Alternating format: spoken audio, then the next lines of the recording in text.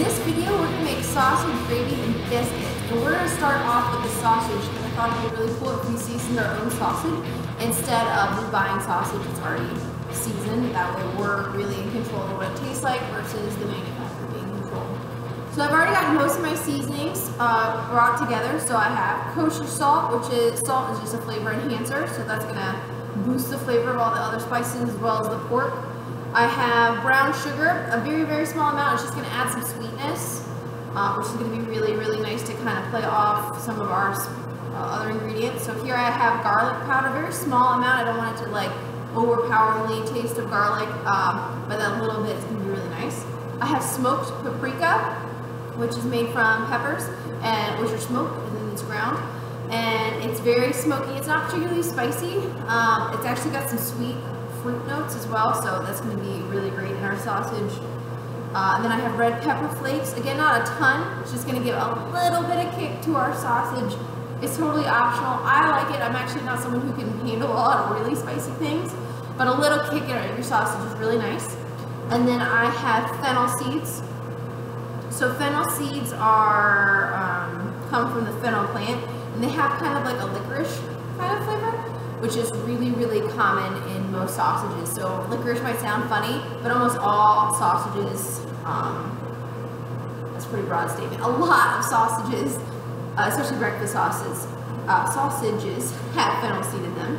And then I have black pepper, so I brought in a pepper shaker because fresh ground is much better than the stuff that you buy already ground. When you grind it fresh, you have a lot more complexity to the pepper as opposed to when you buy it already in the can, already ground. That pepper does not have the same complexity. It's just kind of spicy. It doesn't have like the awesome fruity notes that black pepper has. And I also have some fresh herbs which I've washed and I put in some paper towels to dry. So this one is sage.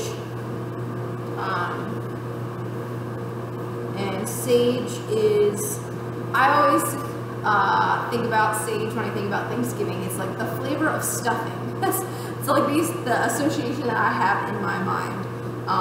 But it's also really, really common in breakfast sausage. It smells so good. So this is sage that I picked out of my garden this morning. It's very important to wash, especially when you're not getting it from a manufacturer that might sell it pre-washed. Very important. And then I have thyme, which is also from my garden. So I do need to prepare a couple of these things a little bit further before we can put them into our sausage.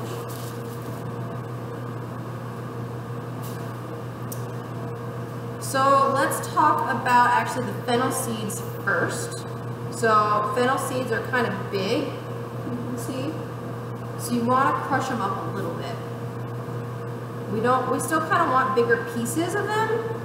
So I'm not going to like go crazy or anything, but I do want to break them up a little bit. And also by breaking them up, I kind of release a little bit of that flavor. Ooh, let me talk about knife safety.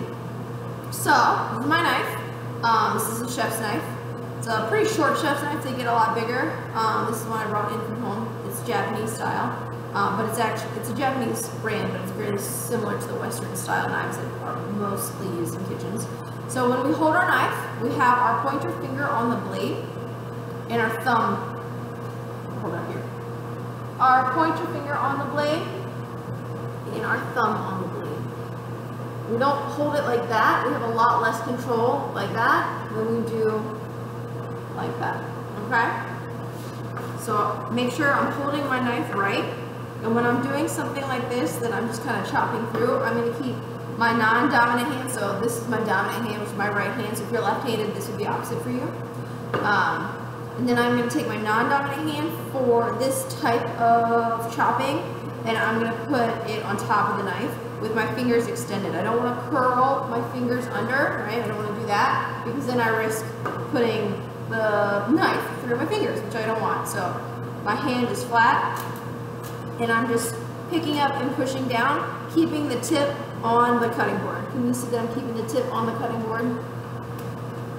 And I'm just going to go like that. Again, just to kind of break up my fennel seeds a little bit. You bring them back together because they will kind of run away on you. Again, I'm not going to look for like a really, really fine chop here, but I can even smell it. So just by breaking these up a little bit, like I'm just getting this like wafty, awesome smell of fennel, which again is that like kind of licorice flavor. It's little, I find it is a little sweeter than like ironically licorice candy. It's not like, it's not sweet. I guess I think of it less sweet because it's less bitter than like a black licorice candy. So anyway, it's still kind of big pieces, but it's much smaller than it was. So we're gonna be all good with that.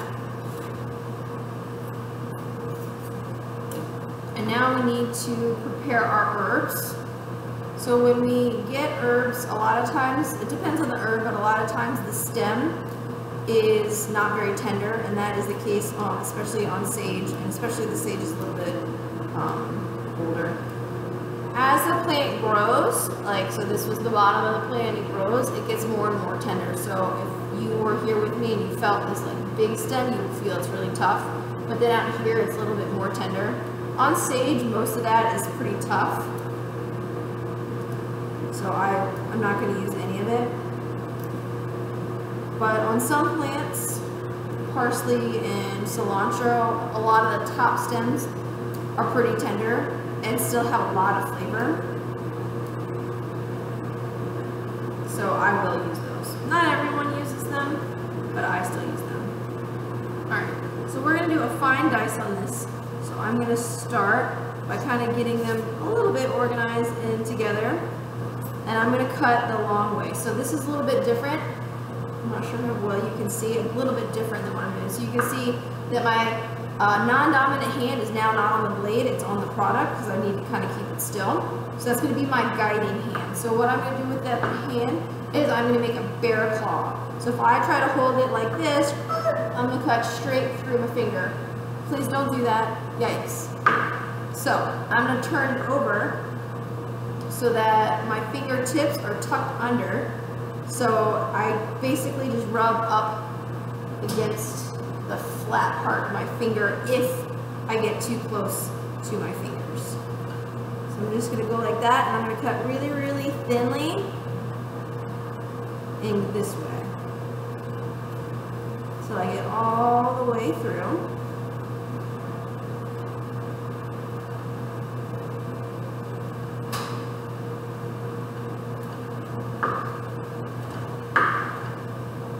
And then I'm going to turn it, so I kind of have like long pieces going that way. I'm going to turn it and do the same thing. And you can see that I'm kind of pulling my guide hand back as I go, as I need more space. And again, I'm getting like all this really awesome fragrance that I wasn't really getting at first. And actually, I'm not going to need all this sage. So this is probably all I need. I'm looking for about a tablespoon.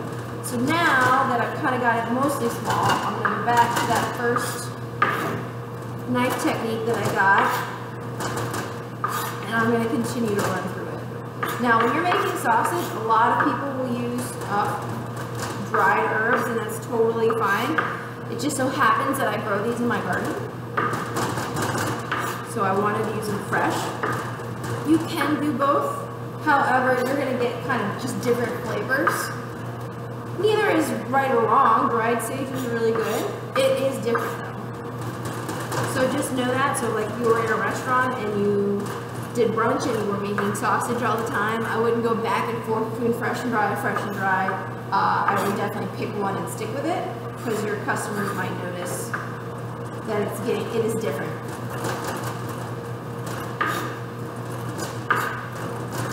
So I do want this pretty fine.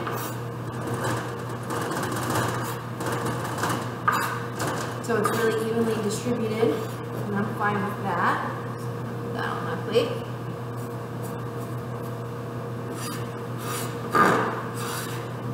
It's probably a little bit more than a tablespoon of, it's about a tablespoon, maybe a little bit more. But I really like sage, so I'm fine with it. So next I'm going to get my thyme ready. So thyme are these little itty bitty tiny leaves. So we need to get them off. This stem is very woody. It never really breaks down with heat. So you can go and kind of like pick off each individual leaf like this. Coming out. No. Or you can hold the stem by the top. Oops. And then I broke that one trying to show you. Hold it by the top and then pull your fingers down to get them all off.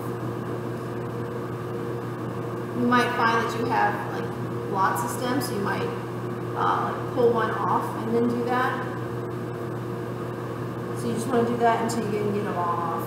And when you work with fresh herbs, you can, like, I couldn't smell thyme 10 seconds ago, but now that I've started to work with it and pull on it and play with it, I already am getting like all this awesome aroma from the thyme. So this is gonna take a little bit. This is one reason why people often use dry herbs over fresh herbs, because they take longer. Even the sage, which really didn't take that long, if I was using dry, I would just open a container and put a spoonful in. I like fresh herbs a lot. They add, sounds kind of redundant, but they add a lot of freshness. Look, I had 2 types of thyme. This is my other kind. I bought them from the same place. They told me they were the same, and then they grew and they look different. So I'm not really sure what the difference is, but it's kind of fun. Anyway,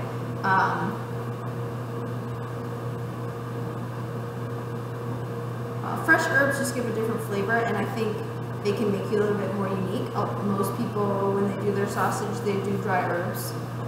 More kind of higher class fine dining places are going to use fresh herbs because they are more labor intensive, and also they're more expensive. So these were not that expensive for me because I'm growing them. But to buy them already grown for you is way more expensive than if you would bought them dry. So it's kind of a twofer. And these are the decisions you're gonna have to make as a chef someday. You know, what things are worth it to you.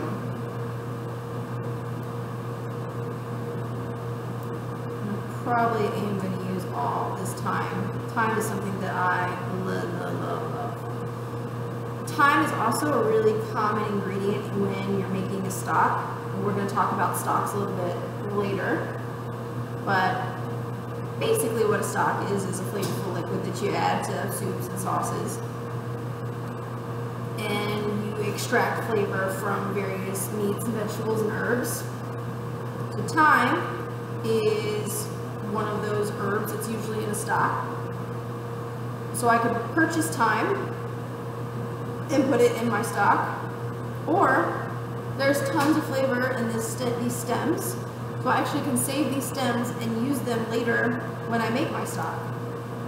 So that kind of gives me a little bit more bang for my buck. It's what I do at home, and you know, in the pastry kitchen, we're typically not going through stuff like this fast enough to be able to make stock all the time. So that's about it. Also, by the way, the kind of little bit of the top is usually pretty tender, so I don't typically fuss too much with getting that stem off. But that's me as a pastry chef. I'm sure you'll have other chefs tell you to fuss with it. So I've got all this off. But anyway, so I'm going to run through this and get this nice and fine as well. So what I like to do is with stems like this, is I'll keep them, but I'll put them in the freezer until I have enough stuff to make a stock. So that's what I do at home, like onions. I use the skins of the onions for my stock, or when we go to chop onions, you'll see usually the outside layer of an onion is kind of a weird texture. So I can use that in my stock instead of just throwing it away. And then you end up getting this really flavorful liquid when you go later to make stock that didn't really cost you much. Same thing, I'll save like chicken bones that I have that are left over. Like if I roasted a whole chicken, I can use that. So anyway, just ways that we can, maybe we're buying more expensive products, but we can save money other ways. So I just want to go until this is nice and fine as well. I'm happy with that. Get that on my plate of seasonings. And then the last one is just my cracked black pepper. And just to be clear, you don't want to do this with all vegetables and all herbs when I talk about the stock. So like for example, sage is it's not as neutral as thyme. So thyme goes well with a lot of things, and sage is not that neutral. So I wouldn't add sage to a stock unless I knew maybe that it would be really good with whatever I was going to make that stock with. So I typically make my stocks pretty neutral. So I'm going to set this aside, and I'm going to go ahead and get the sausage out of the fridge. The ground pork out of the fridge. Alright, so this is my ground pork. So literally that's all is pork that's ground. So hopefully you can see that this is actually a pretty fatty pork. So that white is all the fat, which is awesome because fat means flavor, which is exactly what we're looking for. You could go with a leaner pork, but why do that? Let me get that. And I can add my herbs. Oop, and I said it and I didn't do it, but I'm going to get some black pepper cracked. And I could have done this directly into the pork, but. And even again, just doing this, I can smell the black pepper, and it's way more complex than if you got it pre-done from the can. So I definitely like to do that. And it took me 2 seconds. It's not very long. To me, it's worth it. But in your industry, wherever you're at, it might not be. So I'm going to just do a quick kind of combine of these, especially because my brown sugar has kind of been sitting out and I don't want it to be like clumped up. Remember, sugar is hygroscopic, which means it's attracted to moisture, and it's the summer here, so it's really humid. So if I kind of just dumped it in there, you might kind of get a lump of sugar, which a little bit of sweetness is going to be nice in our sausage, but you really don't want like a hunk of sugar either. I say that, but you know, like if I was eating breakfast and I had my maple syrup touch my sausage, I'd just be one happy camper, so it all to me. Alright, so I have my pork, and I'm just going to kind of make a little bit of a divot so it has somewhere to go, my seasoning, and I'm just going to dump it in. And I want to be really cautious of how long I mix this for, because I can really make this tough. If you were grinding your own sausage, you actually would mix this, you could mix the seasonings in before you put it through the grinder, and that would kind of help.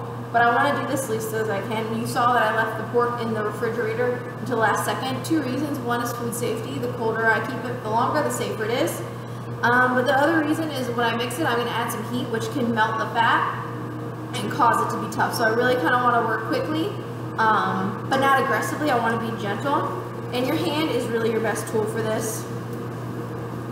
You could use a spoon, but you can see like I can kind of squeege it between my fingers.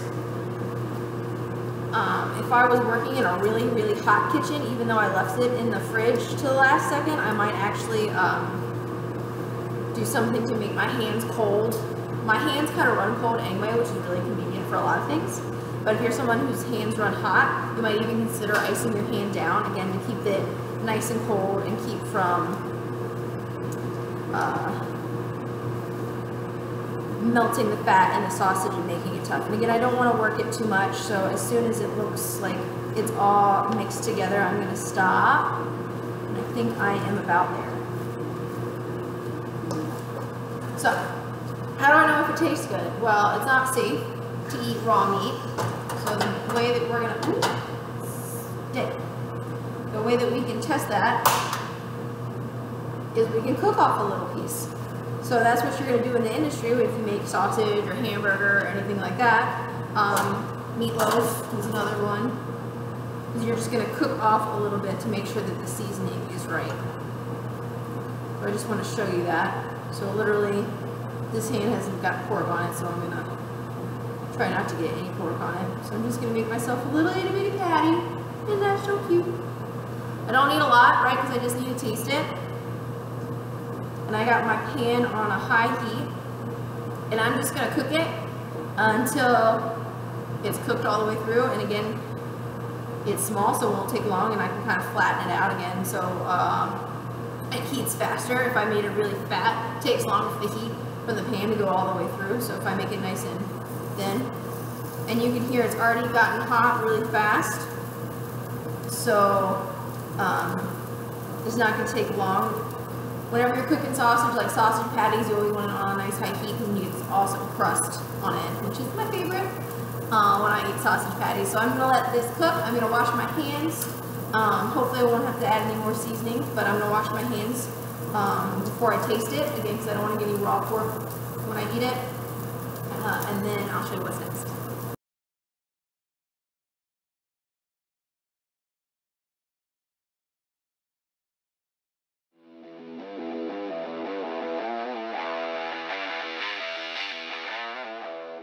So it's time for us to go ahead and make our biscuits for our sausage and gravy biscuits. So we have our dry ingredients right here in a sifter. We have our mixer bowl, paddle attachment mixer. We have our butter, which is chilled, and we have our milk, which is chilled. We also have a half sheet pan lined with parchment, a bowl scraper, a little bit of extra flour to help us roll out, different options for cutting out our biscuits. So at home, a lot of times bakers will use a glass, just because most people have some sort of glass cut. The industry, we usually use metal cutters like this, and you can see there's tons of sizes in this set. So there's lots of options there, but we're going to use the glass today so I can show you what that looks like. An egg with a little bit of water in it. I'll show you how to make an egg wash in a little bit. And a brush to put that egg wash on. So we're going to get started. We're going to sift our dry ingredients. So our dry ingredients are salt, sugar, and it's just a little bit of sugar, baking powder, and flour. I'm going to mix them a little bit together while I'm here. And I might not fit all of it in the sifter at once. But sifting is pretty important. Whenever we sift something, we add air into our product. So you'll see when you sift something that the volume looks a little bit different. It's because you've incorporated air. It's gotten bigger and lighter and fluffier, which is really great when you want something nice and light, like you want light fluffy biscuits. So it's just going to give this a little bit more fluffiness. It's also going to just help in case there were any little chunks of something.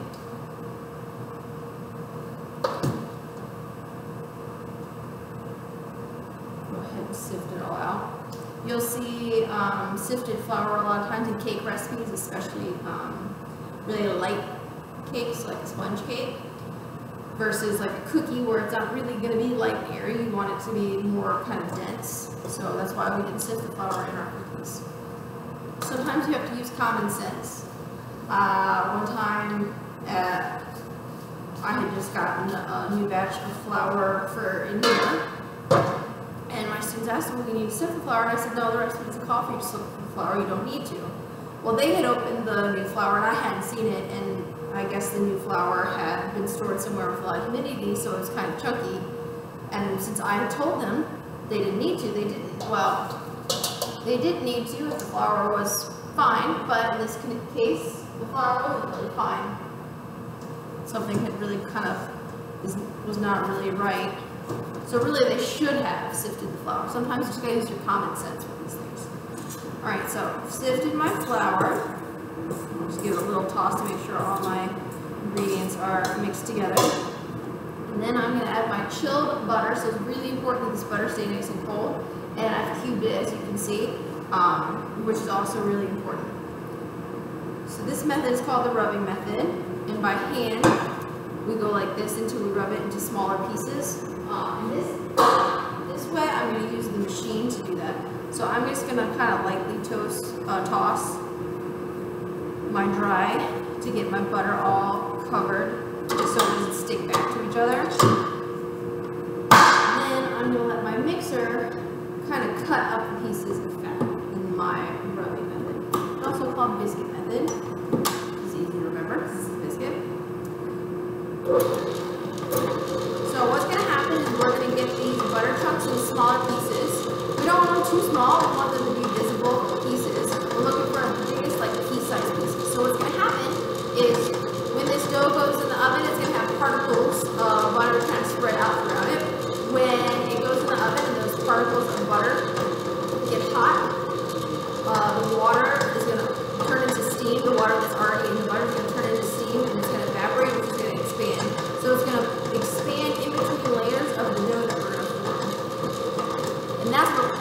flakes that we get in our biscuit. So we're going to check it periodically, and we're just going to run our fingers through it and see what size the butter chunks are. So they're still pretty big, and we don't want to do massive either. If you would just throw a whole big chunk of butter in them, this would take forever. If we had used softened butter, we wouldn't get little chunks of butter. It would just kind of hydrate the flour and just kind of become one solid mass, which won't give us the flakes that we're looking for. If we put that whole hunk of butter to get it to break up, we have to mix it for a really long time. And when you mix something for a really long time, that friction actually causes heat, which then again would turn it into all one solid mass. So the flour or the butter temperature is incredibly important. And it's July in Virginia right now when I'm taking this, so it's really, really hot outside. So it's a little bit hotter in here than it usually is.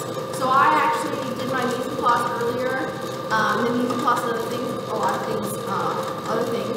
And while I waited, or while this was just sitting, I actually put all of it in the refrigerator. So the mixer bowl attachment and flour and everything are actually cold. That's not a necessity, but it is a little bit helpful to keep your butter cold. So hopefully you can see the butter starting to break up. It's still in pretty big chunks though, so we're not quite there yet. So this method is used for a lot of recipes, biscuits, scones, we'll do shortcakes in this class, but also for pie crust is really common.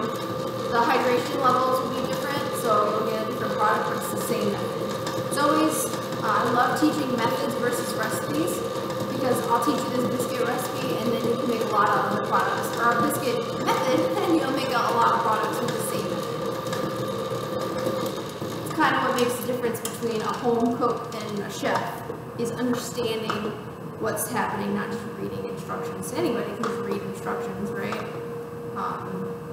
So a chef is someone who understands the instructions and the methods. So we're still at some big chunks. We're almost there though. Now this is a pretty standard, I don't want to say plain, because plain doesn't sound right. This is a pretty standard biscuit. You could totally add all kinds of flavorings to this if you want, like all kinds of spices. You just want to think about your end goal. So whatever spices you add need to go with the sauce and gravy that you're going to serve this with. Or if this was going to be in a bread basket at a brunch at your restaurant that went with jams, you know, maybe you wouldn't put garlic powder if you're going to serve this with a raspberry jam. Like, that sounds kind of weird. But garlic powder would be great with our sausage gravy. So always got to think about the end goal, where you're going with it. But lemon zest would be great with those, with that raspberry jam, so you could add that. And there is sugar in this, but it's not really a sweet biscuit at all. We'll make the shortcake, which is sweeter in a little bit. But it's also not terribly sweet either. It's not that sweet of a product. Scones are another, basically the same thing as a biscuit. It's usually sweeter. It's usually in a triangle shape. And it's got usually nuts and fruit and chocolate chips kinds of things tossed in. Those are usually sweet, but you can make them savory too, but they're very similar to biscuits. Alright.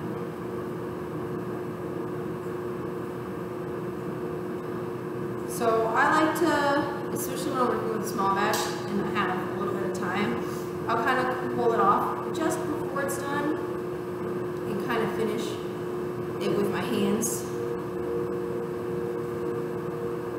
because then I feel like I have a little bit more control. Again, my hands are slower than the mixer, so I get it right at the right time, which is even better when I'm talking, because that's very easy to miss that moment when it's perfect when you're talking.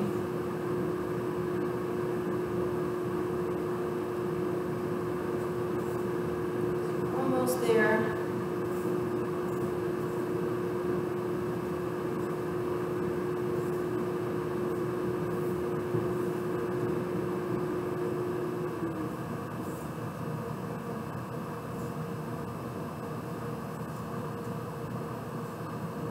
I am pretty happy with that. So now we've established our butter chunks. So now we can add our wet ingredients. So in the rubbing method, we cut our fat into our dry, and then we add our wet. So we've cut our fat, which is butter, into our dry, and now we're gonna add our wet. And it's gonna go very, very quickly now. Same thing I've been talking about with gluten. We don't want a lot of gluten in our biscuits because we want a really, really tender product. If we mix this for forever, it's gonna get really, really tough. So really, we're actually gonna mix it until it's like 75% mixed, and then we're gonna finish it on the table where we have more control. And even if I was doing this in a big batch, I would still wanna finish it on the table. So I'm gonna add all of my wet.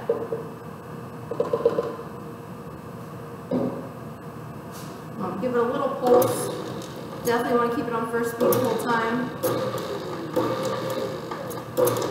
All right, and I'm going to stop here. As you can see, it's pretty shaggy looking.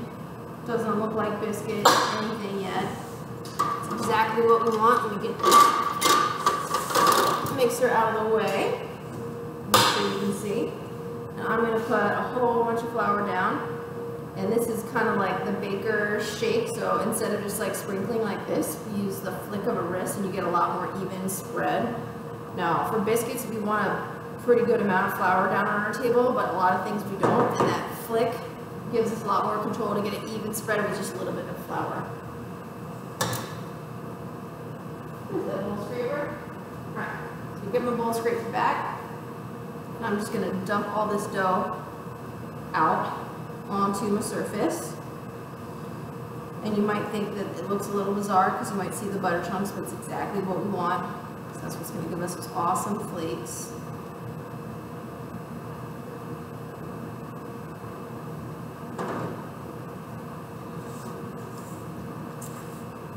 We're going to dump this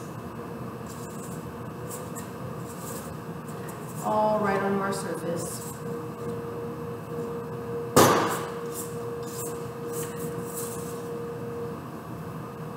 You're going to see, even though it doesn't really look like much yet, with just a little bit of action,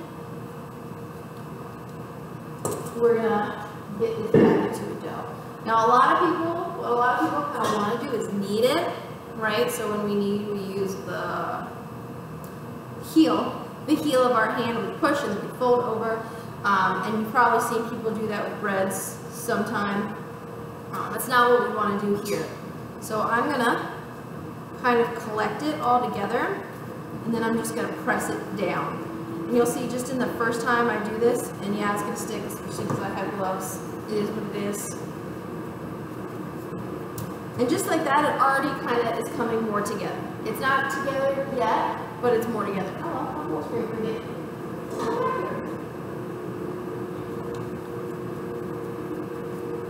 So just like that. And then I'm going to fold it over itself. So what this is doing is it's kind of bringing it into a dough, but also helping to form extra layers in between. So I'm going to do it again. And I want to be careful, and I want to be really cognizant of how the dough feels. So if it is starting to kind of spring on me, like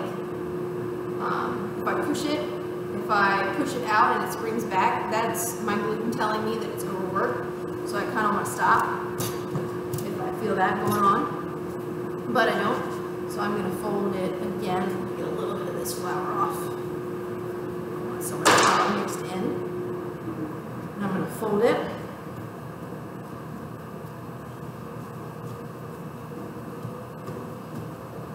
Don't panic if you see like a little bit of shagginess like I have. It's okay.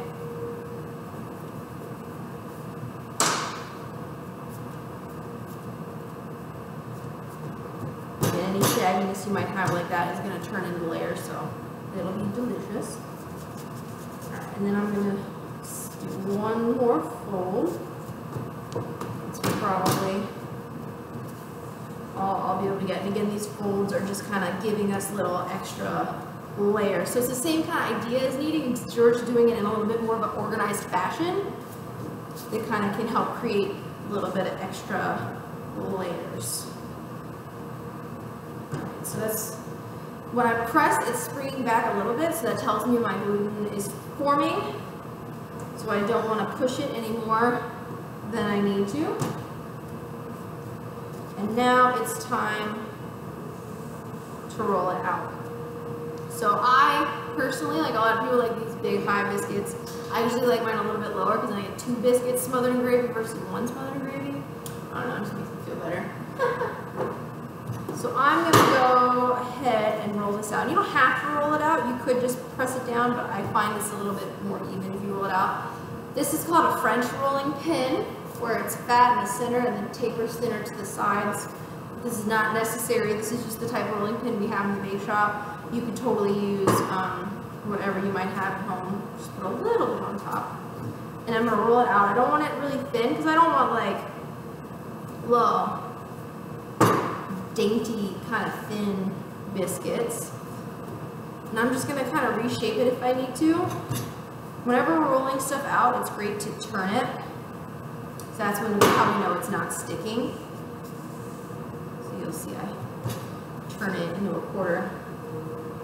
And you can see my butter speckled, and again, that's going to be these really, really nice pockets, flakes inside my biscuit. So I'm going to go for about 3/4 of an inch. It's a little thick on this side. And whenever you're rolling anything out, you want to make sure you're rolling it nice and even. Just like when we talk about portioning the cookies, if we don't roll this out evenly, then we're going to get really uneven product, and we don't want that. So I can kind of get down here and look. Pretty happy with that. So I'm going to cut it out with my glass. That's probably what you have at home to use. So I'm just going to coat it in a little bit of my extra flour. And I'm going to push straight down. Really important to go straight down because especially if you're doing like really, really tall biscuits, if you kind of go in sideways when they bake, they'll rise and then they'll kind of like flop over. So try your best to get it nice and straight up and down. Just like that. And if I have a lot of flour, I'll take my pastry brush and I'll brush it off like that. And I'll just keep going. Now how you put your biscuits on your sheet pan is kind of up to you. If you put them really close together, you'll get soft edges because they'll bake into each other. And a lot of bakers like that, and that's what they do. If you put them far apart, they'll bake separate. They'll have a little bit more crisp edges. It also kind of depends on how you're going to serve it. Like if this was a buffet and you wanted to serve the biscuits individually, or if it was in a bread basket, it might look prettier separate, but you don't get the same soft edges as if you put them really close together. So like, this should be what I mean when I say that. Flour all over me. So like these 3 on the bottom, if I bake them like that, they're gonna, as they expand, they're gonna bake into each other, which is gonna cause soft edges, which is delicious. These 2 would be baking far apart, which won't have soft edges. It kind of just depends on what you're going for. Neither is, I would say neither is right or wrong. You know, it's kind of just what you want to do. What makes sense for you in your bake shop or you in your restaurant. You know, these are the decisions that we have to make as chefs and pastry chefs based off the information we have. So we're going to keep on going until we've cut all these out. And then we can roll out and do another round. As you can see, obviously there's a lot of scrap. And hopefully you can see as I'm punching these out, I'm not just kind of going like randomly somewhere. I'm going literally right next to the ones that I've already cut, because this is already like the right amount of gluten, how much I have in this roll. This time I've rolled it out. When I bring this together, I'm going to activate more gluten. So those next round of biscuits that I roll out are going to be a little bit tougher. If I kind of just cut wherever, I maybe would get, you know, 30% less or whatever of the biscuits out of the first round, which would mean I'd have a lot more that are a little on the tougher side. It also would mean, I'd have maybe a 3rd and 4th roll that I'd have to do, and again, that would be even tougher the more I have to roll it out. Typically, I only serve the 1st and 2nd time I've rolled out the biscuits. I don't serve the 3rd and 4th. because, well, frankly, they're not as good.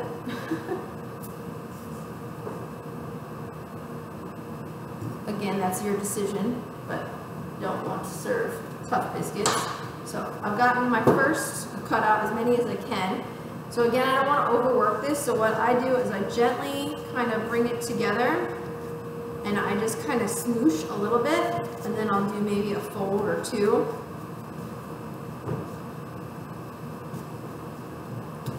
Literally just the least amount of big movements that you can. So now it's come back together, and put a little bit more flour down, a little more flour on top. And then I can roll it out to the same thickness. And you can totally test, you can go ahead and roll this out 5, 6, 12 times if you want and see what I mean. Because it definitely will get tougher and tougher as you go. And I say that I only serve the first two. That doesn't mean that doesn't necessarily mean that I won't roll it out again, because there's a lot of ways that you can use what might be a tougher biscuit. You can, a lot of restaurants serve meals to their staff, so you could put that on a staff meal. You could use them in like a biscuit bread pudding, stuff like that, just to use it up and not be wasteful. Or you can eat it as a snack. That's usually what I do. Or give it to the dishwashers. That's another big one, because we like to treat our dishwashers well, because without dishwashers, our kitchens come crumbling down because we have to have dishes. You can ask anybody in the industry who's ever had a dishwasher run out in the middle of a shift, because it definitely happens. It's the worst. All of a sudden, your kitchen just can't function anymore. So it looks like I probably should have gotten a full sheet. Whoopsie. Well, I guess I can bake them a little bit closer, get those soft edges. I think I can bake them a little bit separate. This is my third roll, and I probably won't do any more after that.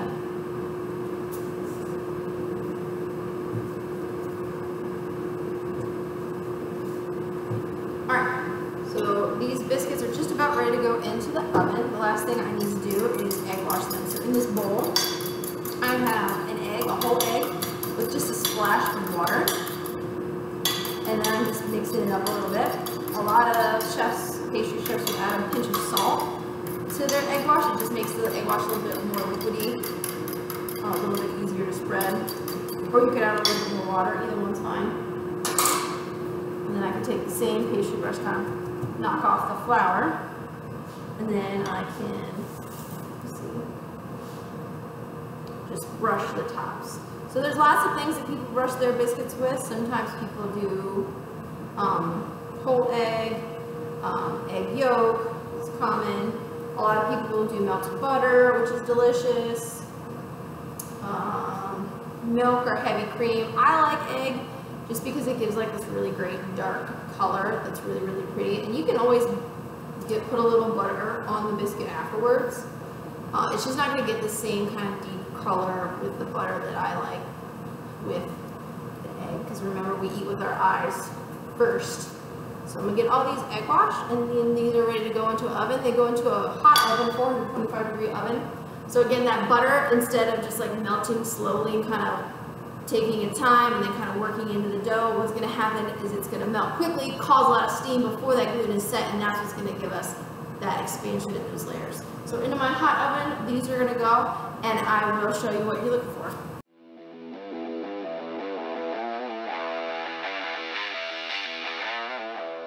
Okay, so now it's time to make one of my all-time favorite things, and that's sausage gravy.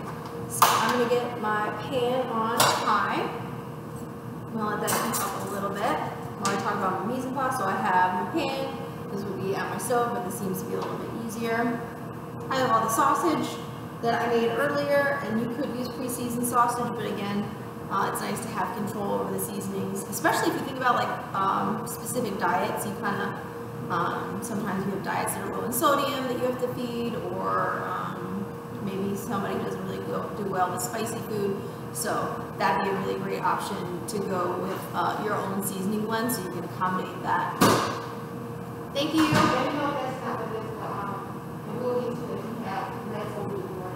Okay, perfect. Thank you. Yeah, I got books. Okay, so we can go ahead and go in with our sausage, and we're going to brown that off.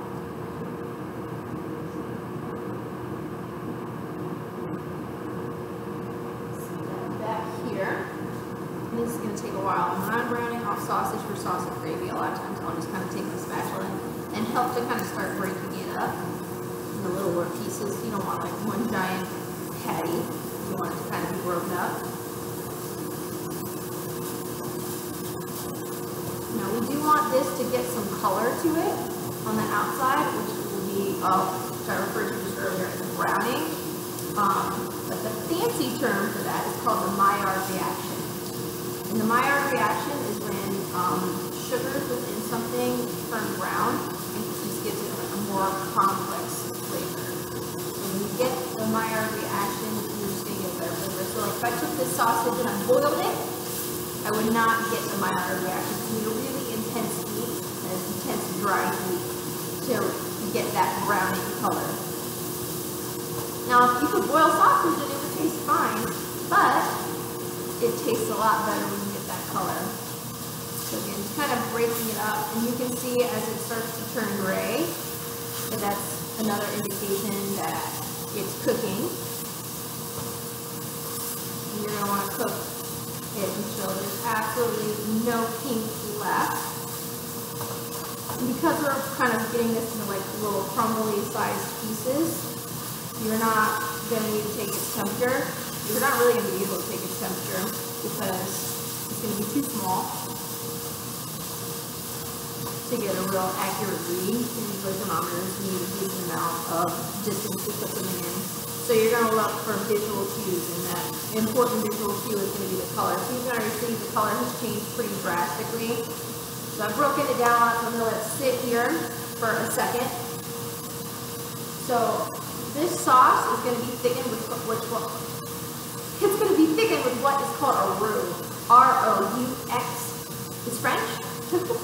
Obviously, it's not an English word, because you don't spell words that way. So a roux is equal parts fat to flour that's used to thicken a sauce or a soup. So we're going to use 2 fats in this sauce today. And the first one is the fat that's coming out of the sausage. So can you see that liquid kind of cooling up in the bottom of the pan? That is our sausage fat that's kind of releasing. So that's the first fat we're going to use. We're up to ante, and we're also going to add a little bit of butter as well. This could be lots of fats. It doesn't have to be sausage. I've definitely made bacon gravy many times, because who doesn't love bacon, right? I love bacon. Yes, you see right there on this piece all that nice brown color. Hopefully you can see. Whoop. That's nice flavor right there. Still a little pink on the inside, but I'm starting to get some great color, which is going to translate into some really great flavor. It's important to think about where you're getting your meat from. This is from a farmer that I found down in Gloucester. He grows really, really high quality pigs. You can buy pig pork just from the supermarket, and it's fine. But sometimes you have to think about what your customers want. Do your customers want just okay, or do they want better?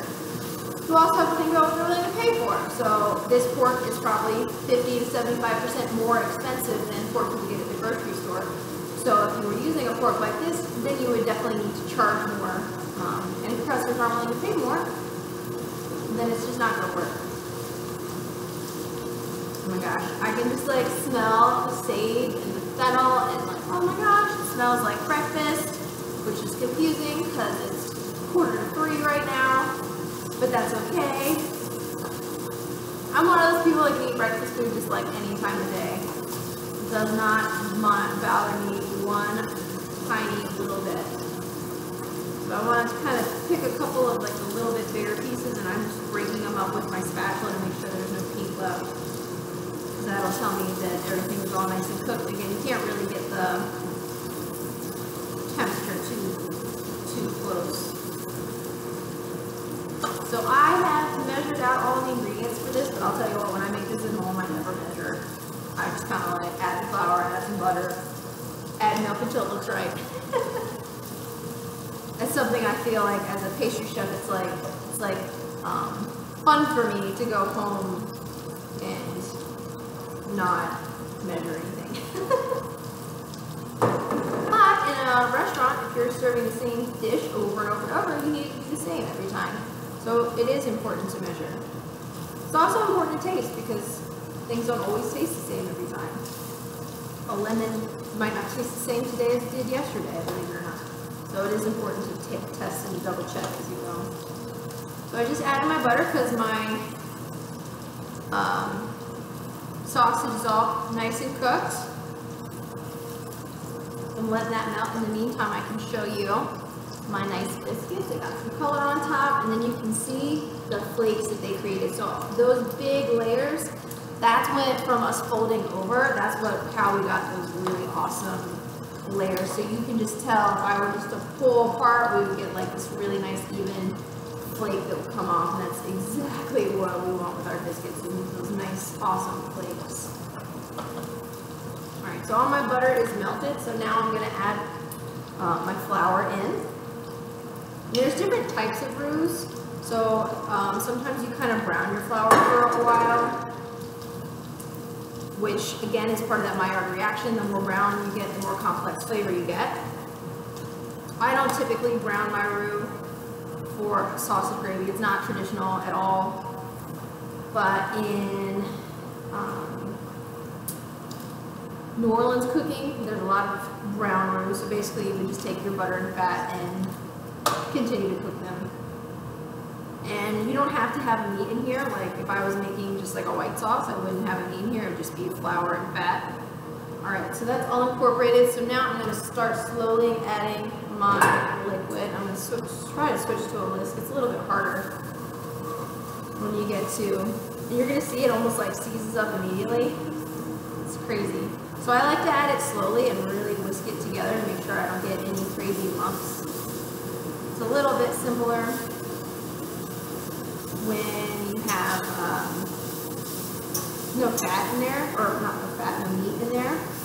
It's just like thin kind of consistency, just like a regular sauce.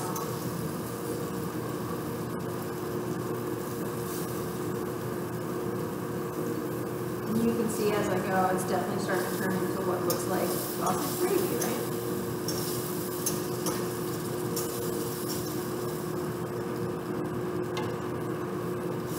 On going, and I like to watch and just double check that I'm happy with the consistency as I, whoops, did you see that? So I don't want to add too much milk, I don't want to add not enough milk.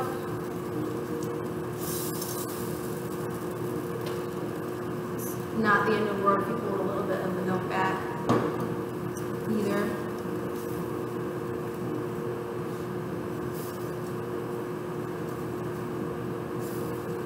So I haven't added all the milk yet, but I want it to kind of come back to a boil because I want to make sure that I'm cooking out all that flour flavor. Because if I haven't, then it's going to taste really tasty and not very good. So I like to bring it back up to a little bit of a boil, which will then thicken it so you can see just while I've been talking, it's got, oh my god, I'm making such a mess. It's gotten a little bit thicker. You also don't want it to be too thick because then it kind of has this like pastiness, which isn't very nice. Grab my tasting spoons as well.